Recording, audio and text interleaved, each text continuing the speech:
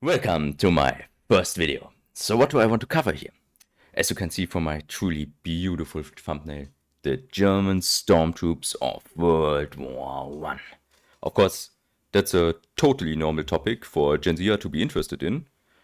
And for up, I want to make a few things clear. I wanted to make a really far deeper video when it comes to organization, tactics, etc. of the Stormtroops, like a place of a Stormtroop battalion in a German division, and how exactly they would be used. Sadly, I would need a lot of money to read all the books that I wanted to read for this type of video. And at the moment, I just don't have the money for that.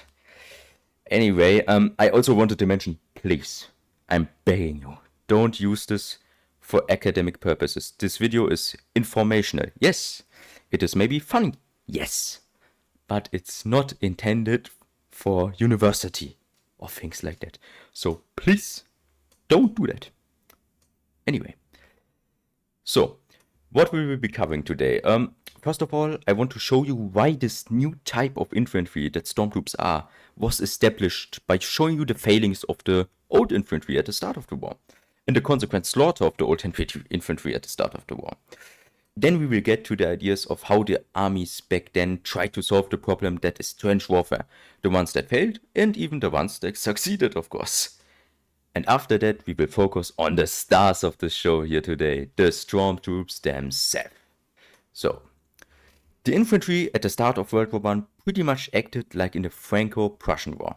So we still have lines and columns on battalion level. Important to mention is that these formations weren't as dense as in the Napoleonic Wars. The infantry didn't literally stand shoulder to shoulder, but with a spacing of around 1 to 3 meters between each individual soldier. Still way too dense and inflexible for a war like the First World War. And we will see later what consequences this had. But spoiler guys, a lot has happened in weapons technology between these two wars. So yeah, the results are a bit gritty. Yeah. Also, very important to mention is that the artillery and infantry still acted relatively separately. What do I mean by that? The artillery had their job pretty much of bombarding the enemy. This include a lot of different types of fire missions like counter battery, blocking barrages, blah blah blah. And the infantry had their job of assaulting the enemy or holding the line. And we don't really have close cooperation between these two arms. Not like in modern warfare where maybe the artillery bombards, then the infantry attacks with tanks and so on. But then the infantry can also call on fire missions to target strong points of the enemy. We don't really have that in the First World War, at least at the start. So we don't have the two arms supporting each other. And the reason for that is that high-ranking officers were meant to direct these two arms, so regimental or divisional officers even, to let these two arms work complementary together as it should be. We have two problems here. The battlefield was too deadly and too vast for high-ranking officers to effectively command and control both arms. The second problem is that the lower-ranking officers, like company commanders and down, didn't really have the authority or even the training to take over the roles of bringing these two arms together. So we don't really have a lot of combined arms warfare at the start of World War I and even till the middle of World War I. Also, the last point to mention is that the infantry was almost solely focused around the rifle and bayonet. With a few HMGs, yes, but they were seen as a defensive weapon. That of course meant that the infantry had not really a lot of firepower to assault an entrenched enemy, which meant the defender had always fire superiority, which had negative effects on the assaulting forces. Honorable mention, the German army used MGs more offensively, but still these are heavy MGs that weigh over 100 kilos, so yeah, a bit of a problem right there. So, what were the consequences of these issues? To put it in truly professional terminology, it was a total shit show. Casualties were high for the assaulting forces, even when they succeeded. Success was only made possible through surprising the defender and confusion on the defender's side. Also, the defender should not be dug in really for such a success to occur, and it was only really achieved through pure brute force. All of this can be pretty much seen in the first 3 months of the war, so with the invasion of Belgium, where Belgium is almost completely captured apart from Ypern, northern France, but it all comes to a stop after the Battle of the Marne.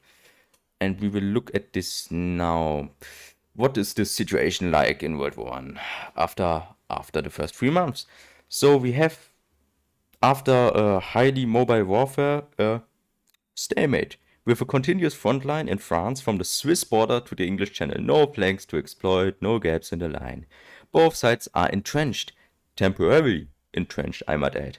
They focus on concentrating strength for new offensives.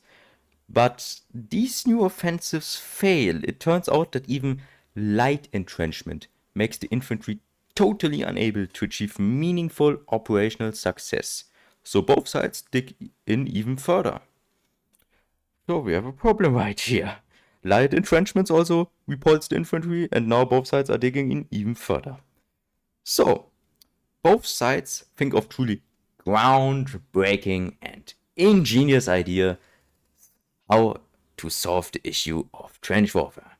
One of them being just saturating the enemy position with so much explosives that Neil Armstrong visiting the moon becomes totally unnecessary because he could just visit the landscape where Francois' farm was once standing and would find the same crater-torn landscape as on the moon. Yeah, this idea of heavy bombardments that are weeks long or days long have a few problems. First of all, it informs the defender that something big is coming, especially because these bombardments would last days. With that information, the defender could prepare reserves on a location where the enemy was bound to attack and also prepare his troops that were also under the heavy bombardment to receive the enemy assault. Second of all, the defender would have dug shelters that will protect the troops and equipment from the bombardment. The thing here is, both sides had a problem with shell supplies, and the Entente side also had a very, very hard problem with not having enough heavy artillery, which is crucial for digging up enemy trenches pretty much. Light artillery is meant to harass the enemy, to suppress the enemy in trench warfare, and mainly meant to deal damage when the enemy infantry is in the open, not meant to destroy earthworks or fortifications in general. We'll also learn one crucial lesson from World War I. That is that there's no artillery bombardment strong enough to totally destroy the enemy. The infantry will always have to do a lot of heavy lifting with destroying the remnants of the enemy infantry or enemy forces in general. The thing in World War I also is that even if you, let's say, destroy 80% of the enemy's troops, these 20% that survives are still able to repulse assault of the attacker. That is the disparity between the firepower of the defender and the firepower of the attacker at the start of the war. Another idea, in combination with the other idea, is mass assaults to overwhelm the enemy. The idea behind that is the enemy has only a few reserves. He can only concentrate them on a few places. And we will also do that because of the massive bombardments. So what if we attack all over the dedicated front line, let's say all over the front line of a whole corps? The enemy will be forced to commit with his reserves to a specific point in his front line, and we will be able to break through the parts that are not reinforced. Again, the problem is the defender has such a massive advantage that it just doesn't work. Another very interesting idea is undermining.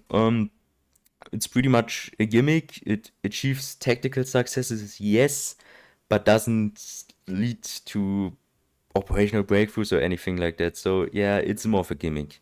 But we have also early ad hoc shock troops.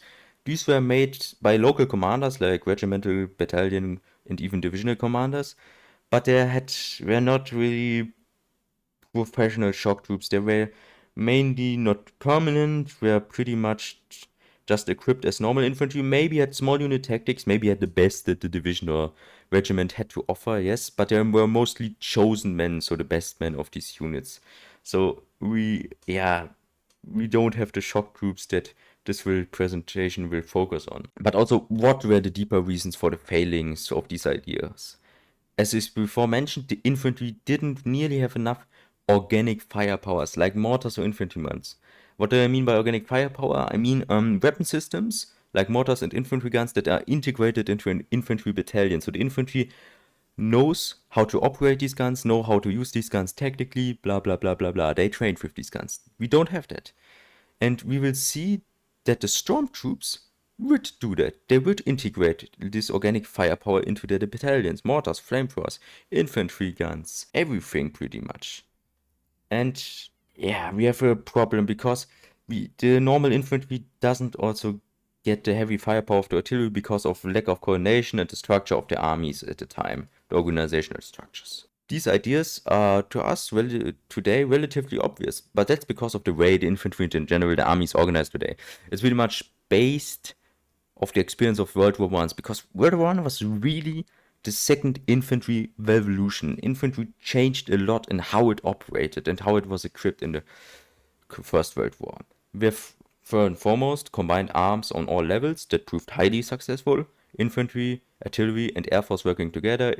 Artillery bombarding, infantry going into assault, and also being able to call in artillery, or better, to signal artillery to make artillery bombardments to destroy strong points. And the air force. Air force especially for its reconnaissance planes. These reconnaissance planes could spot the enemy entrenchments, photograph it, send it to the army, blah blah blah. They could make precise artillery bombardments on certain positions, and especially on enemy artillery units, which is very, very important. Artillery is the main killing factor in World War I and is a huge target to take out, and a very important one.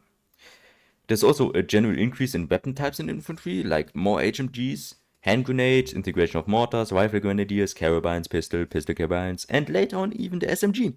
And especially the humble hand grenade becomes a very important weapon. It allows the user to kill multiple enemies with minimal exposure for one's health in the close confined zigzag trenches of World War I, where you are never outside hand grenade range. This weapon becomes the perfect weapon for the Stormtroops, and it's the main weapon for the Stormtroops. It starts with the Assault Detachment Castle, the first commander of this detachment castle. This assault detachment was official experimental unit of the German army, but at the start it used, let's say, a bit of a KO tactics, like 3-man teams carrying a large shield, going near the enemy trench and throwing grenades over the shield. Yeah, it didn't work very well. Also, a pretty genius commander of them put them also into a trench to hold the front line. It was a disaster. It was a complete disaster. And after this failure, Castle was replaced with the GOAT himself, the founding father of the Stormtroops, Willy Rohr. Sorry for that, I got a little excited. The assault detachment gets expanded to a battalion and gains a strong supporter in the command of the 5th Army. And this commander is the Crown Prince himself, so very advantageous for the development that the assault battalion has such a nice beneficiary. After tactical successes, the battalion becomes the training school for new assault battalions, which should be modeled after the original. So really, this battalion is the founding father of the assault troops. The assault battalion consists of 5 120-man assault companies. These companies are about 100 men smaller than normal infantry companies, so we can already see less is more in the assault battalion. The battalion also had 6 to 12 HMGs, multiple mortars, 4 to 6 infantry guns, which are pretty much direct fire artillery pieces. It also had LMGs, 4 to 8 flamethrowers, etc., etc., etc. So we can clearly see that this formation isn't just revolved around the rifle. It has a lot of heavy other sources of firepower for assaulting. A lot of this looks pretty similar to the regular infantry of the Second World War. So yeah, now that the equipment is out of the way, how was it used?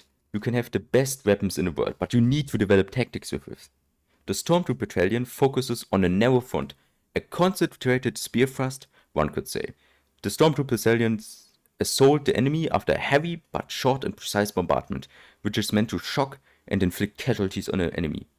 The Stormtroop battalions themselves also bring a lot of firepower. As we discovered, they can be organized into a heavy base of fire element, with the HMGs, mortars and infantry guns, and then also into a light base of fire element in the assault companies themselves with rifle grenadier and LMG teams. And then, of course, we have the maneuver element, the assault elements. These are on the smallest level, squads of 9 men that act relatively independently from each other, yes, supporting each other, but not in a cohesive formation together. They are running from cover to cover, using the window that is provided by superior firepower created by their base of fire elements. Then they come into flamethrower and hand grenade range of the trenches and burn and blow up anyone resisting in the trenches. They also don't have time to take prisoners, which is pretty brutal, but the Stormtroops in general are very, very brutal. After the battalion breaks into the trenches, they don't just roll up the first trench line, but they make their way into the back of the enemy, so they move through the communication trenches. They destroy command posts on the way, reserves, heavy emplacement, and if the breakthrough is successful, even enemy artillery. While the assault is going on, the Stormtroops communicate with the artillery via flare signals to show their position and mark strong points for bombardment. They also give the rest of the regular infantry a flare signal after they have penetrated deep enough into enemy lines to it.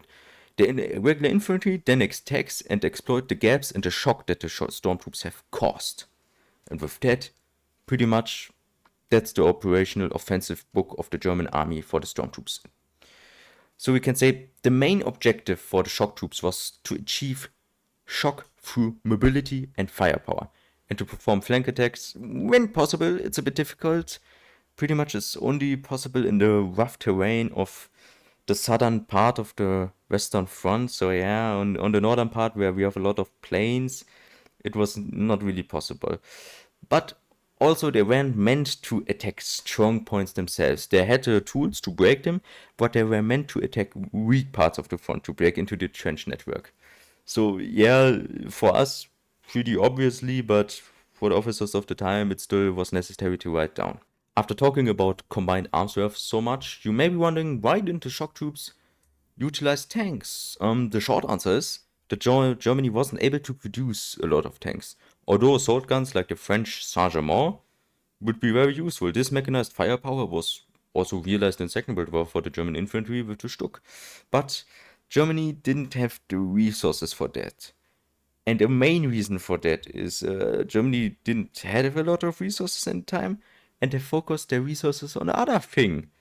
Germany, for once, made a strategic decision over a tactical operational one, with investing resources into the U-boats. That decision brought the Americans into the war, and Germany seemingly decided to never, ever, ever invest into a strategic decision over a tactical or operational decision. So, yeah. So, ladies and gentlemen, we have arrived at the offensive that simultaneously would become the greatest hour and also the fall of the Stormtroops. Yes, we are talking about the Spring Offensive, a massive advance on the Western Front not seen since 1914. The Stormtroops break the lines, lead the charge. But after these advances, the offensive degenerates. Stormtroops loot the countryside for anything pretty much. American troops fill gaps in the Entente lines. Entente resistance stiffens. There are major logistical issues because the offensive didn't focus as much on operational targets like supply depots and things like that, and places where supply depots could be established. They just focus on the tactical breakthrough. And the last power of the German army is used up, and after that, the German Empire lost the war pretty much. It's the end of the German Empire, and a few months later, after the 100 days, so it was the golden hour of the Stormtroops, but they also failed. In conclusion, why did the Stormtroops fail? And how did the Stormtroops influence infantry formations after them? So first of all, we can see the success of the Stormtroops, and the tactics are still used today to a certain extent, especially in light infantry formations. So that the Stormtroops alone didn't lose seems kind of obvious. We have to look at the bigger picture here. Germany was on its last leg in 1918. The British blockade destroyed the economy, also hindered arms production and production of complex weapons. It also caused starvation, which caused hundreds of thousands of Germans to die. Morale was slowly starting to get low. Millions of Germans died already, and the conscription of even younger German men caused qualitative issues in the German army and also morale issues. So Germany didn't lose because of the failings of the Stormtroops themselves, but because of the strategic situation. If the Stormtroops had existed 1 or 2 years earlier, there's a good chance Germany could have won the war. But they didn't. So, to the second part of my own question, I plan to make a video about the infantry in World War II and include how they were influenced by the Stormtroops. But in short, things like the LMG and SMG were there to stay. They were common in squad organization in all armies after the war, and also the Ensorn side developed it also into their own regular units slowly, especially LMGs with the Lewis and Shoshat. But they are pretty much still not as frequent as they will be in the Second World War. So guys, I hope you liked my autistic rants about the Stormtroops, and stay tuned. I will probably release the video about regular infantry in World War II about in a week, maybe a bit more, not more than 1.5 weeks, I think. So anyways, have a good day and goodbye.